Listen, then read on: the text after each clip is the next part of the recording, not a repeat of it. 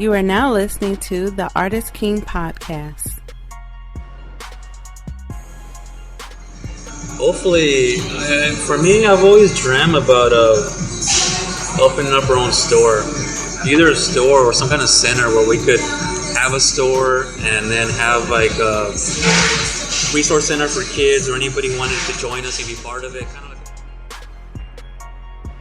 This is DTM of DeltaTangoMike.com, and this is the Artist King Podcast, episode number 87, featuring the artist interview with Hannibal Garcia and Jacqueline Ortiz. Please take the time to download the Artist King Podcast in your favorite platform and listen anytime. We would like to hear your opinions and suggestions, so please direct your comments to dtm@artistking.org. The Artist King Podcast is available on iTunes, Spreaker.com, Stitcher Radio, and ArtistKingArchive.com. The Artist King Podcast is made possible by the support of our sponsors. You can find them on the partners page at artistking.org, and they include the law offices of Deborah Gonzalez Esquire, VelocityScreenPrint.net, RevolveScape.com, O-Hub at Giant, Southside Sickest, Mix Manny Beats, The Biz Garage, and Azalea Creative Group. Ninoska Arte is Jacqueline Ortiz and Hannibal Garcia, a very talented artist couple from L.A. who specialize in Dia De Los Muertos arte. Their work is a mixture of Mexican and American pop culture. I had the pleasure of running into them in my own neighborhood, Boyle Heights, and becoming a big fan of their work. You can find their art on Instagram, YouTube, and Etsy under Ninoska Arte. Click through the links on artistking.org under the blog and collect their work. Now on to our Artist King artist interview with Hannibal Garcia and Jacqueline Ortiz.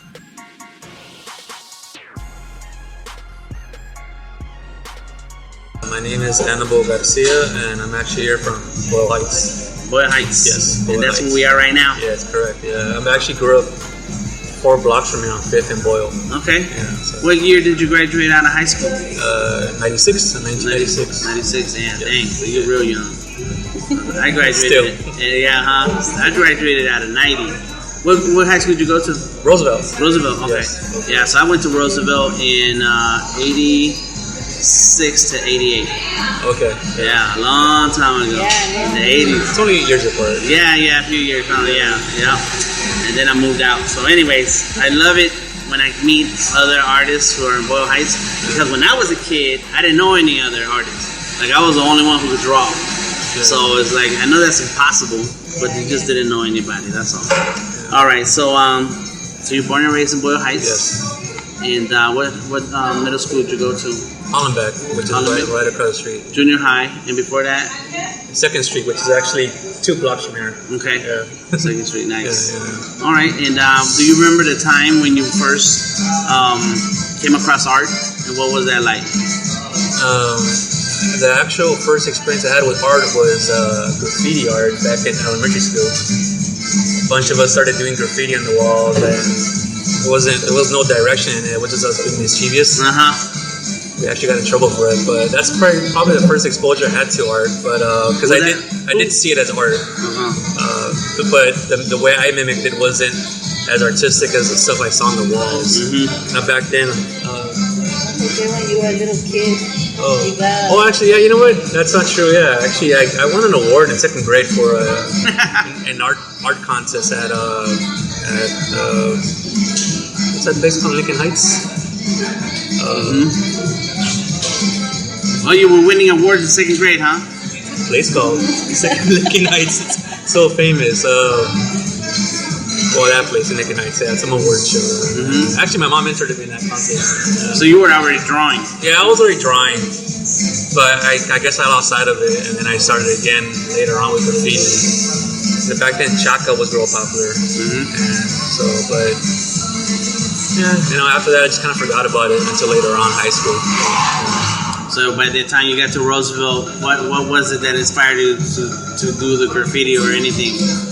Well, back when I got into junior high, I got influenced a lot by punk rock music, and a lot of punk rock music. They have a lot of artwork in the album, so that influenced me into sketching, drawing. And later on in high school, I was still into punk rock, but I got into like the whole Mexica movement, you know, rediscovering your roots, and that influenced me into drawing even more. But the drawing changed from like, say, like punk stuff to like more like militant stuff, like Zapata and Che Guevara, stuff like that. You know, Did you like reading a lot? Do you like reading about history and about our people? Yeah, that's what I went to school for history, for art history, and I got really into that back in my days at East LA College. And, I still read a lot more just online stuff, not really books. Actually, I've never actually read a whole book. I can't read books. I don't know. I lose. Can't focus. I kind of tune out. In fact, I could read short stuff, you know. But I know Jackie's read a lot of books. I've never read a book. So when you're in high school, did you think that you was gonna grow up to be an artist, and that you wanted to know what did you want to be? Teacher. Yeah. What part? What kind of teaching? What kind of history? Yeah. But you don't like reading books. I know. And that's why I'm sitting here right now. I'm not teaching somewhere. Okay, so you wanted to be a history teacher. And so what was the first step? Did you apply to colleges, and did you choose one? Did you go to college? What happened? After high school, I was kind of not motivated to go to school, and I started going to ELAC, and I went there for a few years, and I finished there. But after that, I didn't continue because that's when I got more into art at that point, and I decided not to pursue school anymore. I just kind of pursue art. Art started pulling on you, and what were you doing? What kind of art? Just the same stuff, all militant. I was real, you know, matched out and stuff like that. You know, just, you know, the themes were like the same thing, revolutionary themes. I was still into rediscovering myself, roots and stuff like that. So I was doing a lot of stuff with like Zapata, Aztec motifs, Frida Kahlo, stuff like that. And actually, that's when I started doing like some Calavera work. Not a lot, but a lot of mixed media stuff. So it wasn't later on until I met Jackie that I actually got more into the whole Calavera, Dia De Los Muertos stuff. Calaveras are cool, man. Yeah. So, and actually, it wasn't until I met her where actually the whole thing kind of had more meaning for me, because at that point I didn't really find a lot of meaning in it because I had never had anybody in my life pass away and stuff like that. When I met her, that's when I kind of hit home more, because she's had people in her life pass away, people close to her. So the whole theme of Dia De Los Muertos became more meaningful to me after I met her. So, okay. Yeah. So in high school, were you selling any artwork, or were you just doing it for fun? Was anybody offering to buy something from you? It was all fun. It was all just fun, you know, hobby. No, you know, it had no direction. That's why a lot of times when I meet kids now, or see them drawing, I kind of like to be a metiche and just kind of like talk to them to tell them, you know what, you can make money off this, you know. But most of them don't listen. No, because they're, you know, I understand. I could relate. At that point, I was kind of like distracted by music, friends, stuff like that. So I didn't really have the understanding, I guess, you know. So, So you go to college, East LA College. You're taking history classes. You want to be an educator, right? And you get sidetracked by art. So what happens? Did you start selling art? Or did you go to a festival? What finally pulled you from school? Before I answer that, actually, I remember the Plaza de la Raza. There you go. Lincoln Heights. That's my first. The Lincoln Heights art exhibition in second grade. Plaza de la Raza. It's pretty bad. I mean, it's a real famous place. I shouldn't have forgot that name. There you go. Okay. Anyways, I'm sorry. What was your question again? Well, at least you remember. Yeah, I remember that part. You remember. Yeah. So you're in college. You're taking these classes to be an educator in history, right. And then finally you quit because art. What was it about art? Were you selling art? Were people throwing money at you, or did you just finally said, what? I think that's when I first discovered that I could actually make money off art. I think because at that time, 2003, 2004 was that whole eBay boom. And that's when the social networking started with Friendster and MySpace. So that kind of changed the whole platform of how you could actually present your art and sell it. So it created different avenues, and it was much faster than say before, where it was all grassroots on foot. You know, you saw me somewhere, you saw me. You didn't see me, well, you didn't see me. So right. Now it's like you're visible. You know, everywhere. The internet opened the way to reach. people that you would not normally ever see in your everyday life. Yeah, that's what they call it, the information superhighway. So, so that's how that started. So so not that your intention should always be to make money off art, but you wanna not conform. I've always been a nonconformist. I've never wanted to work for someone, so that's what's always motivated me to be my own boss, and that's when it's kind of started. I was probably 25 at that time, so that's 10 years ago. 10, 12 years ago.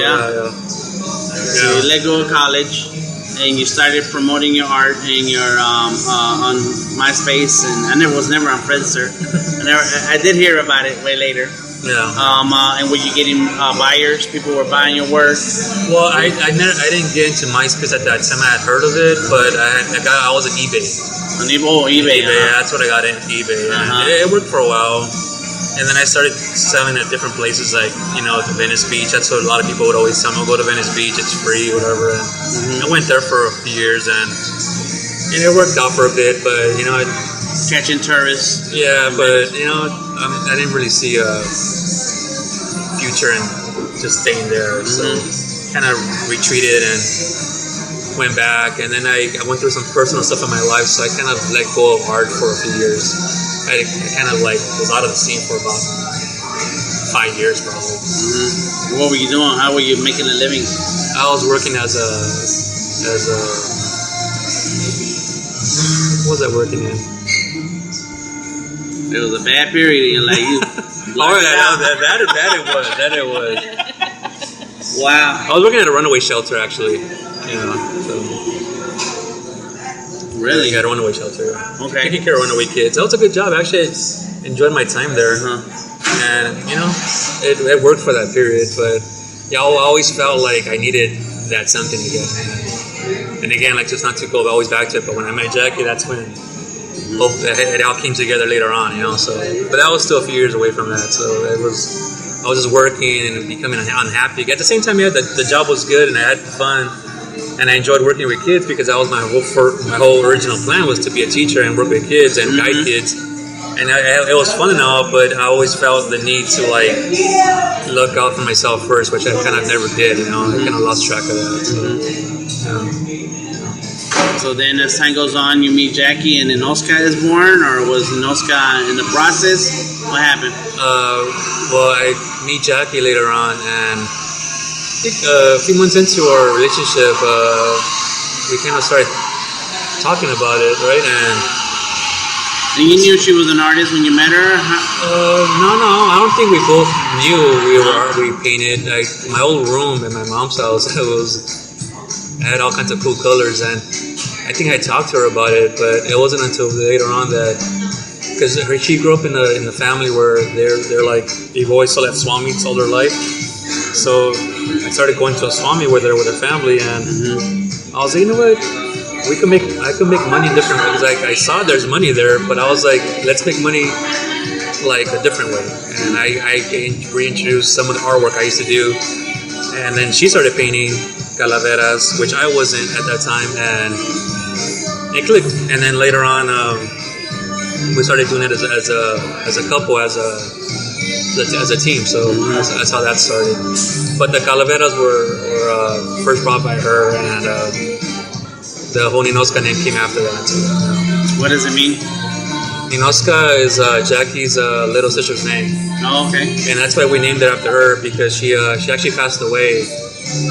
She was only a little baby, 4 years old, and so the whole Dia De Los Muertos, calaveras, and the little girl passing away, it all intertwines, it all connects, because it's all based off life and death of a child that didn't get a chance to live. So that's why it all makes sense. People say, "Oh, why Ninoska?" And I explain to them, "Okay, well, it makes sense," and it makes sense why it's all our artwork is Dia De Los Muertos. Sometimes people ask us, "Well, do you guys draw other stuff?" I'm not sure if they get sick of just seeing our same old calaveras, but that's because it has meaning behind it. It's just not because it might be easy to draw or we have it all down already. It's not that. It's because we both do draw other stuff. It's just that it has meaning behind it, and real meaning, and there's a lot of heart that's been put into it, and that's why we continue.